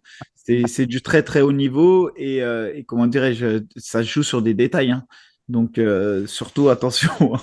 Ce n'est que des pronostics. chaque détail compte. Je pense qu'on va forcément passer. En tout cas, moi, c'est un peu mon main event de cœur. Gaethje contre Max Holloway. Ah, on est d'accord. J'ai, j'ai hâte, mais j'ai un petit peu peur aussi, parce que, comme je le répète, Mika aussi le dit, mais Max Holloway, moi, c'est vraiment l'un de mes gars, je pense, dans mon Est-ce que top vous êtes... 5. moi, une phrase, hein. Est-ce que vous vous inquiétez pour la santé de Max Holloway, vous aussi ou pas, sincèrement? Ouais, franchement, Ouais, un bah, peu, c'est ce hein. que j'appréhende, mais Ok, j'ai parce que moi confiance. aussi, hein. Il y Enfin, a, Non, il y a, mais, il y a j'ai un envie de mot la qui voir, cette dit, guerre, hein, mais mais tu il t'as y dit a un comme mot quoi? qui, il y a un mot qui dit ce qui ne flanche pas casse. Et Holloway, ce qui m'inquiète, c'est qu'il a jamais flanché. Il a jamais pris de down. Et c'est quand même inquiétant de se dire qu'à un moment donné, tu peux pas prendre autant de coups et jamais flancher, quoi. Et c'est non, ce et qui puis m'inquiète. attends, il n'a pas fait de montée. Je veux dire, physiquement, c'est le même qu'avant. C'est-à-dire que le mec, c'est un 66 qui vient. J'aime bien cette expression de bully en ce moment. Les Américains, ils le disent à tous les podcasts. Manon, c'est une bully, machin, c'est un bully. Mais Justin Gage, c'est un bully à 70. C'est-à-dire que c'est un gros 70 qui, en plus d'être gros, frappe fort. Parce que c'est pas. La réciprocité n'est pas. Tu vois, à 77, tu as des mecs qui sont énormes et qui sont pas des monstres de puissance. Justin Gage, non seulement il est gros à 70, mais en plus il frappe extrêmement fort et en tout. Crochet, uppercut, main droite, main gauche, high kick, tout ce qu'il fait, low kick, parce que je rappelle que le seul mec qui a mis des KO low kick, comment s'appelait l'ancêtre du PFL déjà? J'ai oublié le nom. WSOF. C'est le WSOF. WEC. Non, Ouais, c'était le je WSOF, crois que là, c'est ça, en World Asie. Fighting Series ou C'est World, je sais ça, pas ouais. quoi. Ah ouais, ouais, Euh, d'accord, ok. moi, je l'ai vu faire des dingueries, notamment contre Brian Foster, que tout le monde a oublié aujourd'hui, mais qui avait fait une carrière UFC loin d'être ridicule, et Brian qui s'est fait défoncer juste sur des low kicks, il frappe comme un sourd, Mais il les a Justin un Gage. petit peu délaissés, j'ai l'impression, les low kicks depuis un Non, certain mais temps. lui, il les a remis quand même. C'est lui qui a remis à goût du jour les calf kicks, hein. Ouais, ouais. Souviens-toi. Non, je crois que c'était Poirier contre Conor. Poirier, il a réussi à faire un fait de combat Moi, contre attends, excusez-moi, Conor, je vais être très mais honnête, Gage, hein. il n'a jamais lâché les low kicks à bout, hein. Le Il gars envoie que des j'ai missiles, vu, hein. le gars que j'ai vu mettre des calf kicks pour la première fois, je vous jure, C'est il Nathan Wood. casse. Non, c'était toi, ouais, M1, je te jure. Et je crois que moi, je l'avais vu c'est Nathan Wood qui avait fait ça au Catch Warrior. J'avais trouvé que c'est très archi intelligent. Et ensuite, depuis, je l'avais grave travaillé. Et le calf kick, je trouve que, en plus, au M1, tu sais, c'est des profils un peu lutteurs. Ouais. C'est l'arme absolue contre les lutteurs. Pour moi, Non, c'est vrai. c'est Ben, c'est plus l'arme difficile à absolue contre les lutteurs. saisir, ça fait mal et le capital santé, tu l'enlèves plus vite parce que la cuisse, je pense qu'il en faut au moins 5 6 pour commencer à provoquer des dégâts, alors que le calf au deuxième, ça peut être fin de fight, quoi, tu vois. Donc Ah c'est ouais. vrai que c'est très intéressant. Mais Justin Gage, il a toujours fait des low kicks, que ce soit dans sa partie WSOF ou UFC. Donc il y a ces trucs-là. Je trouve qu'Holloway, c'est pas un expert du blocage de kick non plus. Et il y a le fait qu'il frappe comme un sourd et qu'Holloway n'a pas fait de montée de catégorie adéquate. Donc, pour ces raisons-là, et moi, je trouve que c'est. Alors, on l'avait rencontré vite fait avec Manon lors de son premier combat à Abu Dhabi. C'est un mec tout cool qui met des baguilles et qui fait du skate, qui est hyper gentil. Mais c'est un combat, même s'il va ravir les fans, je pense vraiment qu'il va mettre la santé d'Holloway en jeu, voire même la fin de carrière. Vraiment, vraiment. Moi, je suis un petit peu inquiet. Je ne suis pas son père, hein, ni son frère, mais je pense que vraiment, c'est un combat très risqué, ça. Très, très risqué. Et Gadji, il y a eu un avant et un après Gadji, post-opération et après opération des yeux, qui a Oui, fait il est un que peu plus posé quand même, c'est vrai. on a un Gadji qui est quand même plus intelligent maintenant en plus et qui fait qu'il va moins au charbon. Ouais. Et Gadji, le problème, c'est que c'est le seul mec, quand il te met une défaite, il te met pas qu'une défaite. souvent, c'est la descente aux enfers derrière. Regardez les combattants, Ouais, ouais. j'avais déjà axé là-dessus. À l'époque, il avait affronté, je vais vous dire son blast, je crois, c'est un lightweight en fait qui était sur 7 ou 8 victoires consécutives à l'UFC et il a croisé le chemin malheureusement de Gadji et c'est James Vick. Oui, oui, oui, Et oui. James Vick, c'était un gars qui avait un avenir archi prometteur hein, en MMA, mais genre vraiment, il était sur une série de victoires à l'UFC, c'était incroyable. Il a affronté malheureusement Gadji et Gadji lui a infligé une carrière. Et bah, derrière, il a pris, je crois, 4 ou 5 KO d'affilée. Il est sorti de l'UFC, il a combattu dans une organisation moyenne, il a repris un KO. Fin de carrière en MMA. Tony Ferguson, c'est un peu pareil, c'était le combat de trop pour Tony Ferguson. Et c'est vrai que ça peut être inquiétant pour Holloway, surtout qu'Holloway, on le sait, on l'avait vu quand Holloway avait affronté la Panthère, j'oublie tout le temps son nom. Comment il s'appelle? Ah, Rodriguez. Rodriguez. Il avait Yair. pris, Yair. même s'il avait gagné contre hier, il avait pris énormément de low kick. Énormément de low kick. Et je pense qu'Holloway, qui est très longiligne, très haut et qui est peu charnu sur les jambes, c'est vrai que s'il y a un gros trail de calf kick, ça peut être l'une des clés dans ce combat, en tout cas pour Gadji, et l'une des destructions qui peut laisser des traces à Holloway. Maintenant, je crois en Holloway. Je sais qu'il avait fait une belle guerre déjà en 70 face à Poirier, même si après, bah, malheureusement, Ouais, comment dire, il a c'est pas perdu à la passé, ouais. décision. C'est quand même quelqu'un, on le sait, il sait tenir la dragée haute sur un 5x5 face à des spécialistes de boxe anglaise. Maintenant, le profil de Gadji, il est un peu différent dans le sens où, comme il dit Aldric, il tape comme un sourd. C'est-à-dire que c'est un mec qui veut faire mal. C'est un mec qui, chaque coup qu'il met, il veut faire mal, même s'il est un peu plus réfléchi maintenant. Voilà. En tout cas, c'est pas un combat qui ira au sol. Je pense qu'on est tous d'accord pour dire que ça restera debout.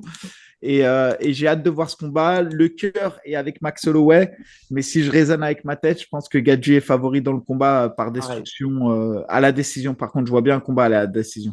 C'est vrai que je pense quand même comme vous, mais il y a 3-4 combats en arrière, j'aurais pronostiqué, on va dire, de gros dégâts, en tout cas, pour Max Holloway. Maintenant, il Mais y a eu, on va dire, comme dit Mika, moi je trouve que ce qui a changé, c'est surtout dans la responsabilité défensive depuis son opération. C'est-à-dire qu'avant, mais tu sais qu'il faut parler anglais pour écouter ce mec-là en interview. Il est flippant, il est absolument flippant, Holloway. Gadji. Justin Gage, il est vraiment flippant. C'est-à-dire qu'il t'expliquait qu'avant, il voyait rien. C'est-à-dire qu'il avait besoin de prendre un jab sur le bout du nez pour savoir que le mec était à distance et remiser. Mais qui parle comme ça? Et même encore aujourd'hui, il te dit, bah, moi, quand je fais un combat, je pense pas au lendemain parce que pour moi, je serais peut-être pas vivant le lendemain. Il fait caguer quand il parle. C'est un barjot. C'est vraiment un barjot. Et le nouveau Gage qui prend quand même moins de coups, qui est un petit peu plus posé défensivement, non, mais c'est je vrai vois pas, je vois que pas, je vois pas ce qu'il peut faire en fait. Et c'est Je surtout sais quand qu'il va même, marquer des points, Holloway, mais qu'est-ce qu'il va faire en fait? cet enfoiré de Gadji, il est revenu maintenant avec des high kicks, je te jure. Quand il a mis le high kick quand il a mis le high kick à Poirier, d'ailleurs, c'est un peu le même high kick qu'on avait vu Saladin contre ou Makhachev contre Volkanovski ou Saladin contre Valeriu. merci. C'est un high kick qui vient, c'est même pas une erreur défensive, c'est vraiment le high kick qui est parfait, c'est-à-dire qu'il vient toucher l'arrière de la tête. Ouais, un peu en cloche là. Ouais, ouais, c'est ça. Ouais, c'est incroyable. Donc, mais j'espère aussi qu'il va perdre. Pourquoi? Parce qu'il a mal parlé de Benoît, cet enfoiré. Quand il y a eu la défaite, il est. Bah, ça l'arrange, j'ai envie de te dire, hein. Benoît, le call-out. Benoît, il perd contre Dustin Poirier. Tu sais, quand t'es combattant, t'es Ouais. dans ton coin, tu sais, t'attends que tu te dis, attends, peut-être qu'il va gagner, qu'il va me call-out. Forcément, c'est arrangeant pour lui. Donc, voilà. Mais en tout cas, ouais, pour revenir à Max Holloway, franchement, je vous rejoins, les gars, sur ce que vous dites. Maintenant, c'est un combattant d'expérience et je pense que l'erreur qu'il avait fait à l'époque contre Dustin Poirier sur la montée de catégorie, je pense qu'il ne va pas la reproduire. Et même si, Adric, comme tu as dit, peut-être que physiquement, ça se voit pas. Mais je pense qu'il a dû préparer cette montée de catégorie d'une autre manière, plus intelligente. Après, il est longéné, il est grand, donc j'ai l'impression que c'est un peu compliqué à prendre de la 4 masse kills, ça se musculaire. voit, hein. Je veux dire, 4 kills, tu les vois. Si le mec vraiment a pris 4 kills, il y a une différence entre pas cutter, pas faire de diète et prendre 4 kills. Aljamain Sterling, il a pris vraiment 4 kills. Ça se voit, c'est évident. Mm. Et bah après, il a peut-être la génétique qui va avec aussi. Mais tu sens que le mec a pris 4 kilos de masse musculaire. Tu vois. Là, je suis pas sûr. Et je pense qu'il les faut, ne serait-ce que pour être capable d'encaisser sur la zone basse, comme dit Mika, tu vois, si dans le game plan ça kick, avoir des fondations un peu plus solides de 4 kilos, je pense que ce sera nécessaire et je pense que ça va faire de gros dégâts, moi. De gros dégâts. Et ouais, donc Mais les en tout buds? cas, Ouais, vas-y, non, pardon, non, vas-y. non, en gros, je disais que c'est vrai que ces derniers temps, enfin, je te l'avais même dit lorsqu'on avait, mais je crois qu'on l'avait fait à trois, lorsqu'il avait affronté Arnaud Allen, ouais, c'était avec vous. Je disais qu'il s'était pas renouvelé. Jusqu'à présent, on C'est voit vrai? Oui, oui, je que me rappelle que tu avais dit ça. Guedes il s'est renouvelé. Et là, j'espère, bon, je reste optimiste, mais j'espère qu'il aura une approche différente du combat, qu'il ira moins à la Gadji s'est guerre. renouvelé, hein. Si tu regardes ses trois Guedes derniers s'est combats, c'est pas le renouvelé. même hein, sur le game Ouais, plan. Tu sens que ça bosse fort avec Trevor ouais, Whitman parce que ouais. les séquences, les enchaînements, les skills, les zones de frappe, comme a dit Mika, ça sort des high kicks, ça travaille différemment. Il se renouvelle, le gars, par contre, hein, je peux te dire, hein, C'est franchement. vrai. Mais en tout cas, je suis d'accord avec toi, Mika, il devra faire très attention au low kick. Maintenant, je pense pas qu'il va être que sur la défensive, mais va falloir. J'ai du mal à le voir perdre. Franchement, j'ai du mal à le voir perdre. Je pense que c'est même plus le cœur qui parle. Mais j'ai confiance. J'ai confiance en lui et je vais même pronostiquer un Max Holloway à la décision. J'ai envie d'être fou, je vais pronostiquer un Max Holloway à la décision. Non, mais j'aime. Après, moi, je vois une décision aussi, en toute manière, dans ce combat. Et mon cœur est vraiment avec Holloway. Maintenant, je ne crois pas Mais, qu'il arrivera à le mais, faire. Et dis-toi, ce gars-là, ça fait 12 ans, il est à l'UFC. Il a oui. 32 ans. Il a commencé à l'UFC à 20 ans. C'est incroyable. Mais Ah ouais, non, il mais c'est fou. a, il a une trentaine de combats. Mais ce que tu disais, Aldric, tout à l'heure par rapport à Gaethje, c'est vrai que j'ai vu une interview de lui, mais c'était écrit et il disait qu'il l'espère. C'était Glo qui disait qu'il l'espère. Je sais pas, genre s'il pouvait, je crois, lui crever les yeux, lui arracher son cœur, il le ferait. Je sais pas si je Non, suis un mais vraiment. personnage, mais c'est un dingue. Attends, il a une bonne tête de petit rouquin et tout. Tu lui donnerais ton goûter, mais si tu écoutes ses interviews, il est Mais glaçant. C'est un barjo. attends, C'est un barjo. je vous jure que c'est vrai, hein. Et je crois que c'est avéré. À vérifier, mais je crois que c'est avéré parce que c'est pas la première fois que je la vois. Sur c'est une interview de sa mère, elle dit, j'ai su qu'il était pas normal lorsqu'il était petit, qu'il s'est fait mordre par un chien Il l'a et qu'il remordu. a. Oh, c'est un moche. Donc, Non, mais, pour vous dire, non, mais c'est bien, c'est très bien que tu l'aies sorti parce que ça résume le personnage. C'est un niqué. Ouais. Vraiment, c'est vraiment. fou. Vraiment, vraiment. Donc, en tout cas, voilà, moi, c'était les combats qui me tenaient à cœur. Mais il y a quand même un combat qui me paraît, en tout cas, que je vais regarder, même si j'ai tous les regardé, mais c'est qu'elle a arrêté contre Holly Holmes. En fait, Évidemment, évidemment, attends, déjà, première chose, est-ce que Harrison va arriver à descendre à 61? Première question. Ouais, bah, exactement. franchement, écoute, ce que je me disais, mais là, je vois les photos de la fatigue. Oui, elle est écorchée, mais écorchée, elle part de. Non, tu sais que c'est une meuf qui a combattu à 70 quand même et qui a eu du mal à faire 66. Donc, moi, je te dirais oui quand je l'aurais vue sur la balance. Les trucs écorchés parce qu'elle est en surhydrate, ça me convainc pas, tu vois. Après, moi, à 61 kilos, si elle n'a pas ce physique bully, parce que, pareil, on prend 10 secondes pour recontextualiser. Il n'y a aucune 70 dans le monde. D'ailleurs, regarde, il y a des filles qui ont fait le tournoi PFL à 70 kilos, ou même à 66, hein, la deuxième année, il l'avait fait à 66 avec Pacheco, qui ont combattu à 57. Regarde, hein, il n'y a pas besoin de me croire, il y a juste besoin d'aller sur le Tapologie, de regarder les filles qu'elles ont affrontées dans le tournoi, et tu vas te rendre compte que certaines d'entre elles ont combattu à 57 kilos. Donc, oui, son judo est efficient. Oui, son ground and pound est efficient. Maintenant, il y avait un gap de poids très important, de masse musculaire très important. Et est-ce que ça va être le même à 61 kilos si toutefois elle arrive à les faire? C'est une très bonne question. C'est une très bonne question. Et puis même ça aussi, je pense que ça pourrait confirmer ou non. En fait, parce que sur OPFL, on a vu qu'elle a roulé sur tout le monde. À part, elle est sur une défaite dernièrement. Donc on verra, on va dire si ça, comment dire, si sa legacy, elle a vraiment, on va dire, du crédit. Bah, pareil, ce que je te disais tout à l'heure sur Aljamain Sterling avec Qatar, c'est la même chose, exactement la même chose. Dans les filles du top 5, parce que je crois qu'elle est, j'ai pas regardé le 61, mais je pense que Olium, elle doit être dans le top 5 encore, malgré sa défaite contre Mera Bueno Silva, c'est la plus prenable en grappling. On voit, parce qu'elle s'est fait grappler par Mera que Manon a battu, elle s'est fait finir contre la cage. Donc effectivement, dans les filles qui composent ce top 5, pour une judokate qui vient de coller, après, elle est dangereuse quand même en striking, ça c'est certain. Peut-être moins qu'avant, ça aussi c'est certain. Mais c'est vrai que sur les séquences de cage control et tout, tu sens que malgré. Parce que je crois qu'elle a 41 ans, hein, je ne veux pas dire de bêtises, mais je crois qu'elle a 40 ou 41 ans. Quelle Harrison, tu parles ou Non, non, je parle de. Là, Holly je parle Holm? de Holly Holm. Euh, et que ça fait des années qu'elle est à l'UFC, je trouve qu'elle n'a pas beaucoup fait évoluer son jeu de catch Ouais. control et de chain wrestling, tu vois. Donc, pareil, il faut un pari, mais qui est pas aussi risqué que si c'était, tu vois, une Mera Bueno. Ben, elle ne pouvait pas faire avec Mera parce elles s'entraînent Ils ensemble. s'entraînent Mais ensemble, là, exactement. Mais on est c'est ça. d'accord.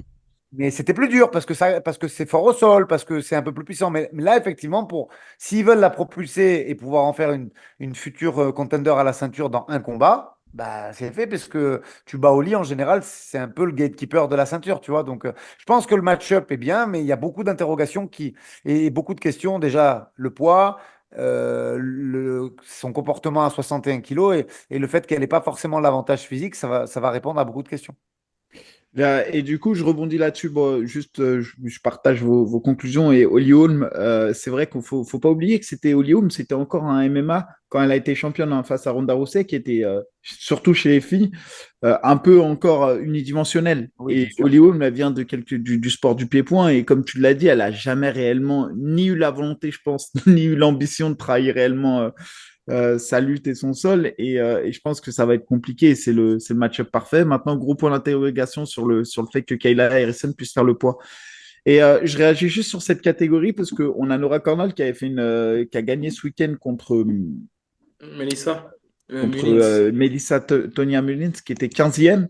Et tout le monde s'interroge du pourquoi elle n'est pas dans les rankings. Et en fait, c'est juste parce qu'elle a combattu, mais elle n'a pas fait le poids.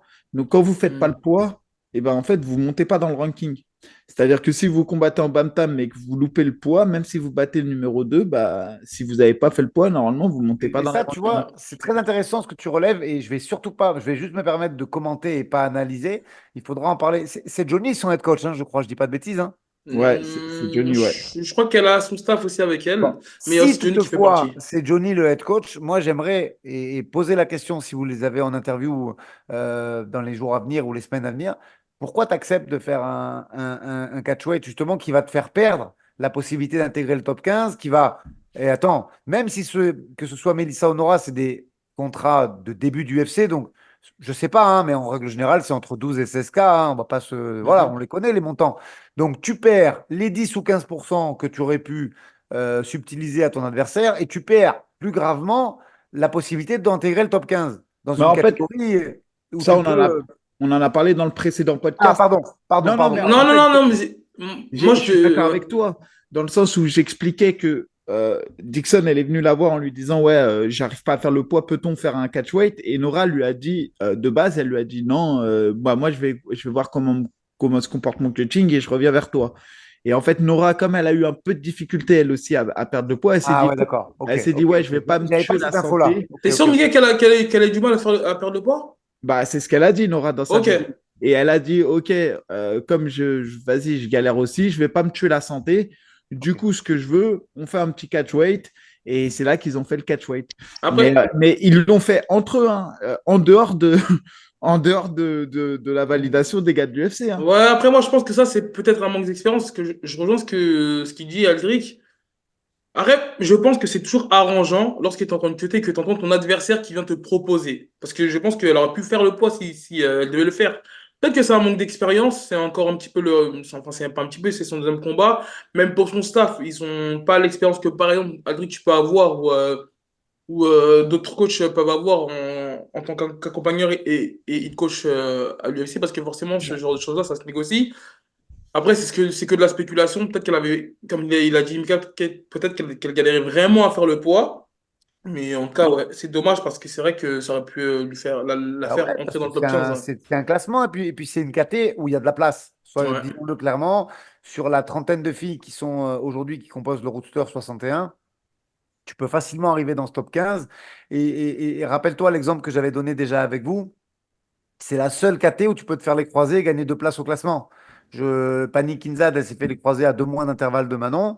Manon, ça lui a valu la perte de sa première place à l'époque. Et Pani, elle est passée de 9 à 7 dans cette catégorie des 61. Donc, je pense que c'est si, Mika, il nous a répondu, si elle n'arrivait pas à faire le poids, enfin, qu'elle avait des difficultés à faire le poids, ben, c'est la réponse qui vient clôturer ce débat.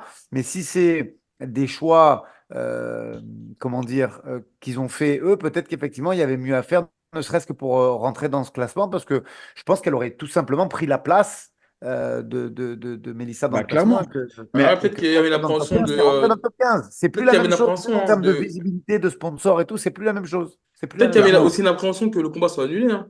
non, Non, mais jusqu'à AB, 1,5 kg, tu peux l'accepter. En fait, dans les contrats à bout, jusqu'à 1,5 kg, c'est-à-dire un peu moins de 3 livres, c'est toi c'est ton Ok. équipe qui garde, à moins qu'il y ait un malaise. Hein. S'il y a un malaise, non, ça c'est la commission athlétique.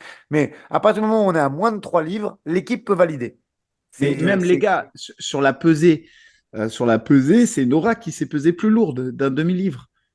ouais, c'est vrai, Ok. c'est vrai, C'est c'est vrai. Nora qui s'est pesée plus lourd. La réalité, c'est qu'elle a cuté, elle a vu que même elle, ça allait être compliqué. De ce qu'il les explique, elle s'est réhydratée du coup en se disant bah vas-y, je peux me réhydrater un peu et elle est partie se peser. Mais la réalité de ça, c'est que je pense que le fait que Nixon soit venu demander à Nora, c'est que ça arrangeait aussi quelque part Nora parce qu'elle avait des difficultés à faire le poids. Parce que sinon, comme le dit Aldric, d'une, moi je raisonne avant tout financièrement. Tu es encore sur des primes de 10 à 20K. Je te dis, écoute, quoi qu'il arrive, tu vas prendre 15% à ton adversaire. Bon, la deuxième chose, tu rentres pas dans le classement top 15. Donc ça, c'est violent quand même. Et numéro 3, à mon avis, l'UFC. Pourquoi ils ont sanctionné le KO de Nora? Parce qu'elle est, franchement, quand tu regardes la carte de l'UFC, elle était éligible hein, au Et bonus. non, non, Mika, overweight, il n'y a pas de bonus. Exactement. Ben, exactement. C'est ça que je te dis. Ok. Ouais. Quand Ça tu es répond à mes overweight, questions, tu n'as là. pas de bonus. Et donc, du coup, tout ça fait que si tu arrives à faire le poids, mon gars, tu fais le poids. C'est- Mais oui, on va pas commencer à retourner le couteau dans la plaie, mais avec le poids, je pense que tu as 15 points plus 50 k. On Bah, est merci en d'accord. tout cas pour ces Parce que son précisions. KO était incroyable. Ouais, sombre ambition. On peut quand Dernier même. combat à bout. Ouais, on pronostic. Mais juste, j'arrive pas à comprendre. Adric, on a démarré le podcast à 21h, il est 22h30. Mika, il tape un Red Bull et un Monster. Comment tu fais pour dormir la nuit? Moi, je dors pas avant 2 heures du matin, gros. Mais gros, un jour, j'ai bu un Monster à 18h, j'ai pas réussi à dormir de la nuit. Tu l'as bu ou tu l'as Non, mais mangé? là-bas, là, Spécial, c'est des blagues Elle- grossophobes. Fais attention, Ouais, spécial là-bas. dédicace spécial dédicace c'est Fares qui avait demandé un Pepsi à la Ouais, fin. ouais, à l'UFC ah, Paris, c'est là. un bon Pepsi frais chacal. Euh, AB, elle, l'aluminium, ça se mange pas. Hein. Fais attention à toi, Mika. Je risquerais de te rouler dessus après à l'entraînement.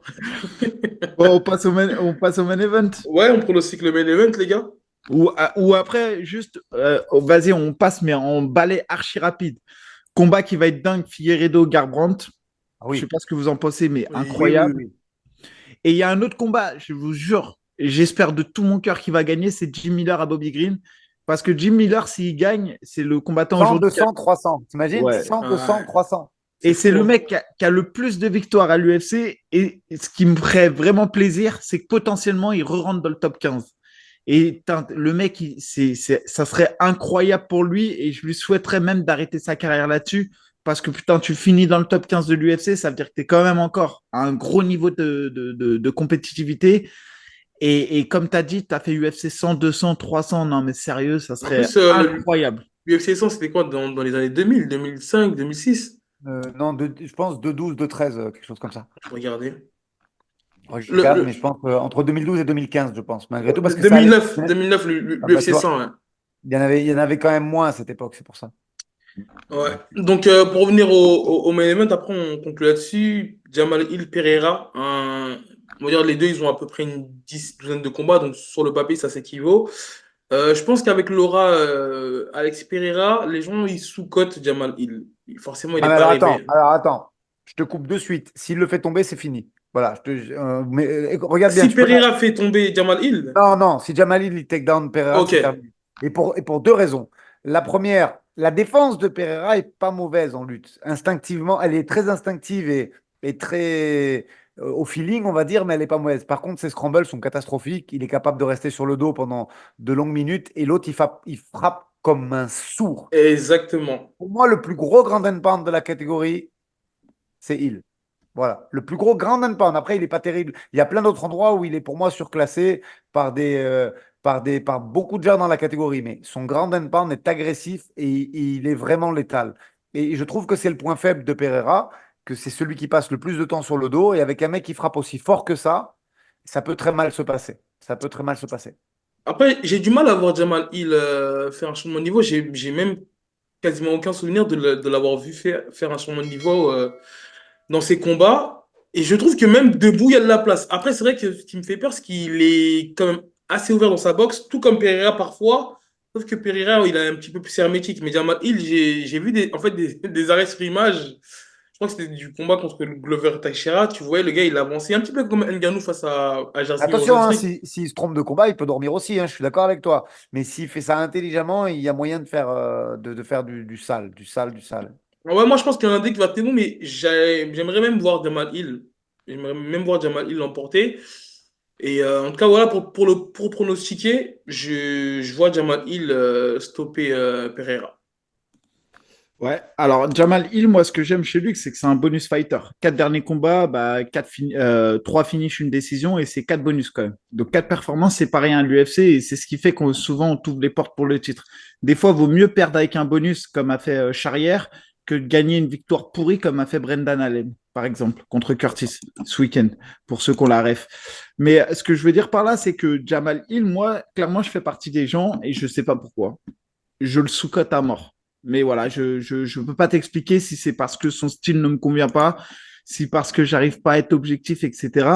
Mais c'est quelqu'un qui ne m'impressionne pas. Oui, c'est un vrai bagarreur. Oui, c'est quelqu'un de puissant. Oui, c'est quelqu'un qui peut mettre KO. Mais franchement, T'avais pas euh, apprécié sa performance contre Teixeira? j'ai pas apprécié Ah, moi, je contre trouve que c'était. Texera. Attends, Texera, c'est quand même un ancien du game. Oui, Texera, mais c'est Mika, presque, Teixeira, il est fort au mais sol. T'as vu c'est comment il a presque roulé sur Jiri Prochazka, par exemple? c'est presque une erreur que Texera ait cette ceinture à l'UFC.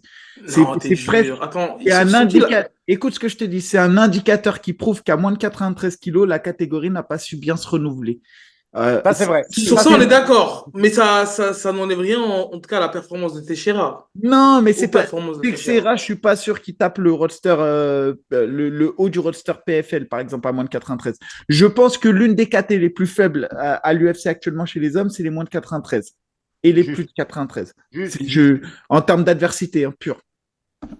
Ouais, juste. après, ça a fait un petit Pareil, moment. pareil pour les poids lourds. Je pense qu'il y en a 5, 6 forts et le reste, c'est. Je pense Ouais. que c'est pas dit que ce soit le meilleur au monde. Je suis assez Et d'accord même avec ça. et chez les moins de 93, c'est vrai que par contre, contre Prochaska, voilà, il a fait le fight et tout. Mais ce que je veux, sincèrement, je suis pas sûr. Bref, il ne me. Il y a pas le truc contre Non, Jamal. mais Mika, tu J'arrive sais, pas. écoute, je l'avais vu à l'Apex et je te jure que quand tu le vois, bah, on sait que le physique, ça veut rien dire, mais il n'a pas cette aura de combattant. Vraiment, tu sais, même là, je sais pas si vous avez vu la vidéo passée où il croise Pereira Ouais, non et mais en gros, il lui demande Ouais, il dit un qu'il est autographe. fada. Voilà, et tu vois le regard de Pereira, il fait peur.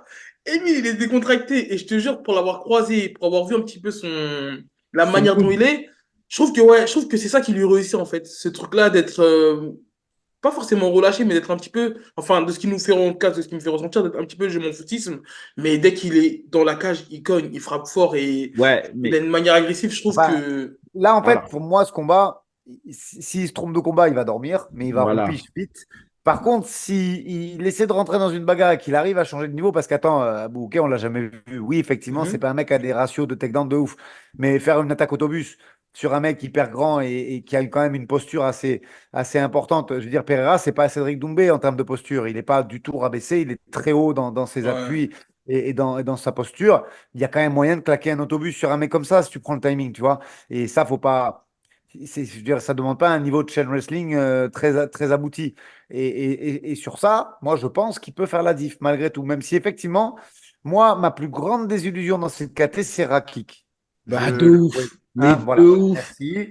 Parce que technique, parce que posé, mais emboucané par les blessures. Beaucoup de malchance également. Ça fait quoi? Ça fait 2 piges qu'il n'a pas combattu, peut-être même 3, hein, si je ne dis pas de sottises. On le Et rappelle, il sera sur la carte hein, contre ouais, Prochaska. Ouais, ouais, justement. Ouais. mais moi, je croyais en Rakik. Et de J'aimais ouf. bien en Kalev jusqu'à ce que, je sais pas, je trouve qu'il pète un câble en ce moment sur On lui, est mais je d'accord. Mais trouvais on ça est d'accord. intéressant. Et effectivement, sorti de ces noms-là, alors bien sûr, on peut parler de Projaska, mais sorti de ça, pour moi, elle est effectivement cette KT. Je pense que si tu vas chercher un peu au Bellator, moi, tu vois. ok, il vient de prendre un KO en poids lourd, mais un mec comme Bader qui est capable de faire les deux KT, il a largement sa place encore à parler là-dedans, hein. Vraiment, vraiment, Non, mais vraiment. ouais, ouais, moi je suis quasi sûr que c'est la KT la plus faible actuellement, Roadster UFC, au Ouais, je moins de suis d'accord. 93. Après, vous Depuis dites ça, le mais départ de John ça fait un Jones, petit moment, hein. Ça fait un petit écoute, moment quand depuis le même. départ de John Jones, où on avait les Machida, les Rashad Evans, euh, les, Ouais, c'est Même vrai, les Gustafsson, hein, Belfort, même Gustafsson. Gustafsson, ouais. ouais, je te jure, la KT, elle est Déjà, les gars les plus récents, on va dire, qui gardaient le cadre, bon, mis à part Cormier et John Jones, c'était Gustafsson, Anthony Johnson. Et t'avais Teixeira, je crois, à un moment donné, mais sinon, après le reste, ça a toujours été en gros, voilà quoi, moyen, et, et, moyen. et sur ce combat, Il y a quand même, juste pour terminer, pour ceux qui ont envie d'un petit peu de news sur cette KT, je vais essayer de ne pas écorcher le nom. Tu as, Petrino et Murzakanov qui arrivent, même si Murzakanov, il n'est pas tout jeune quand même, mais ils arrivent avec des records zéro défaite. Petrino est un petit peu plus jeune, je crois, mais effectivement, ouais, il a 26 ans, tu vois, je vérifie en même temps. Petrino, c'est bon. Murzakanov, je crois que ça a dépassé les 35 piges, 34, tu vois. Il y a un peu de renouveau, mais effectivement, c'est la KT, à mon avis, la plus faible en termes de niveau de l'UFC. Ça, c'est une certitude. Je te rejoins à 1000%, Mika. C'est vrai que. vas-y, vas-y, Ibi. Non, non, non, j'allais Non, juste bah moi rejoindre. j'allais dire, ouais, sur les désillusions, il y a eu Rakic et même à l'époque, ma désillusion la plus profonde, et pour moi, il gagnait en plus hein, le combat contre John Jones, c'est Reyes. J'ai pensé Ouais, que ouais, ouais. Reyes, derrière, il allait revenir Bah, et ça a été la descente aux enfers. bah, Ça a été, il a fait une vidéo en disant qu'il était vraiment de retour. Mais ouais, comme quoi, pour moi, il avait fait le combat de sa vie contre John Jones. Attends, je Oui, vais oui. juste finir sur ce combat-là, en tout cas, AB. ouais. Sur le combat, en fait, moi, Pereira, Jamal Hill, je mets Pereira vainqueur, mais à 90% de chance. Alors, après, vous allez me dire, je suis un fou. Mais c'est-à-dire que Jamal Hill, dans tous ses combats, j'ai jamais vu une notion d'intelligence de combat. C'est un mec qui va au combat. Ça, il n'y a rien à dire, c'est un putain de guerrier. Mais c'est pas un mec qui fait preuve d'intelligence. Alors oui, si là, il fait preuve d'intelligence et qu'il a pour stratégie d'amener le combat au sol, effectivement, les chances grandissent. Maintenant, moi, Pereira, il a déjà affronté des styles comme Hill. Sean Strickland, bon, c'était en 84, mais Sean Strickland, il a un côté un peu bagarreur, bizarre, etc. Il a affronté Prochaska. Franchement, Prochaska, il a quand même résisté. Et c'est Prochaska qui a fait le débile. Parce que clairement, si Prochaska, il avait ramené le combat au sol et qu'il avait gardé et qu'il n'avait pas été trop gourmand, il aurait pu poser des problèmes comment dire, à Pereira. Mais en tout cas, ce qui me prouve que Pereira, il sait tenir des synchrones. On l'a vu face à Adesanya. Il sait tenir des gars avec un style atypique qui punch.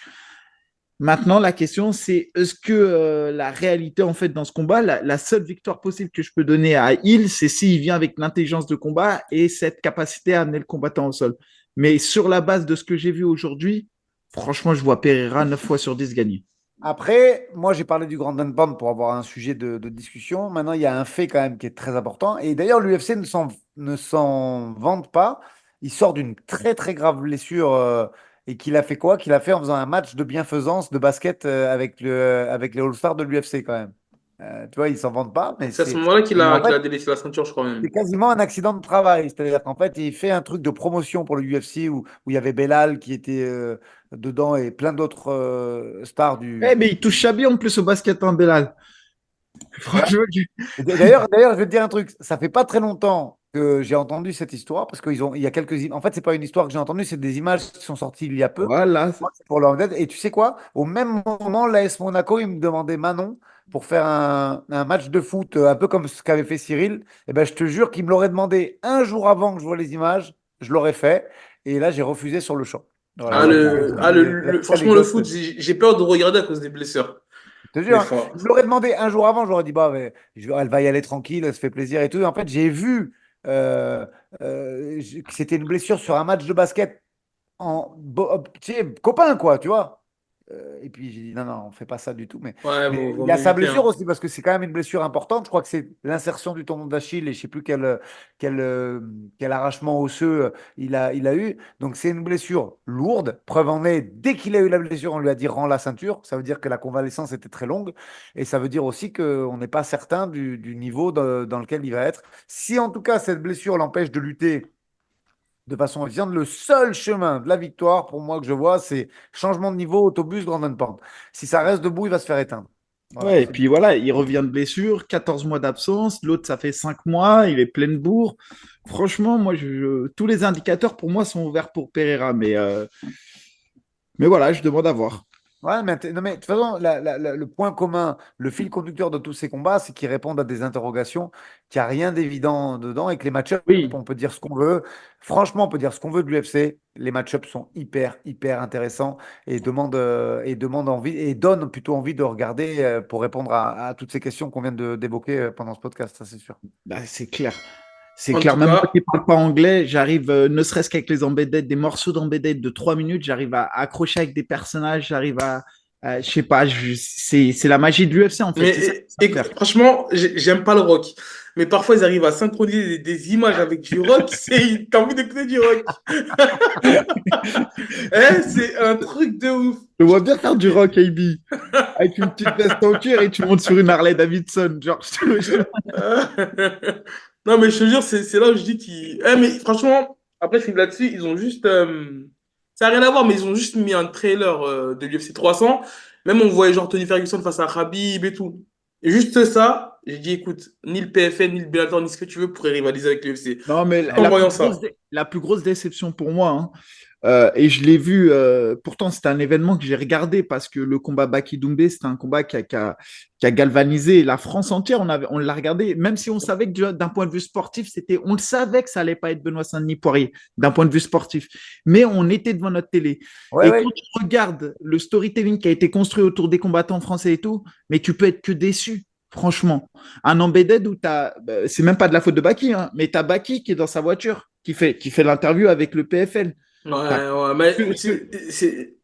euh, Ah. tu vois ce que je veux dire? C'est que la puissance de frappe de communication de l'UFC, c'est incroyable. Après, j'ai envie de te dire, ça, c'est une question de budget, hein. N'ayons pas peur des mots. Je veux dire, Mais tu moi, crois? pour les avoir eu à la maison, les mecs, ils viennent, ils restent 2 jours. C'est des équipes de quatre. Il y a un scénario. Je veux dire, c'est un truc que tu dois carrément intégrer dans la préparation de ton athlète parce que tu sais que ça va lui générer de la fatigue, du stress et de la concentration. Et là, j'ai envie de te dire que si ça s'est fait dans une bagnole, ça veut dire quoi? Ça veut dire que le temps alloué à ça, bah, il devait être je sais pas moi, 2 heures, et que s'il faut, il n'y avait même pas un mec pour venir faire la prise d'image, que c'est du Internet amélioré. Et quand tu vois ce qu'a généré ce combat en termes de hype, de clics et tout, je pense qu'il y avait quand même moyen de dépêcher une équipe, mais même en local, tu prends des mecs que tu sous-traites à Paris et tu les fais venir pour filmer Baki dans son dojo, au lieu que ce soit dans sa Mercedes, et puis on n'en Mais, parlait plus, tu vois.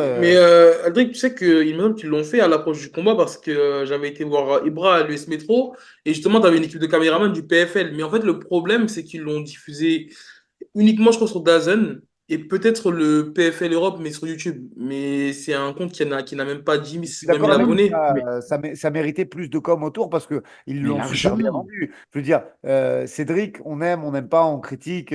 Moi, j'ai toujours dit que je respectais le sportif et il nous l'a vendu le combat. Moi, j'avais envie de le voir, hein, clairement. Ah Je ouais. ne l'aurais jamais raté ce fight parce que je voulais voir.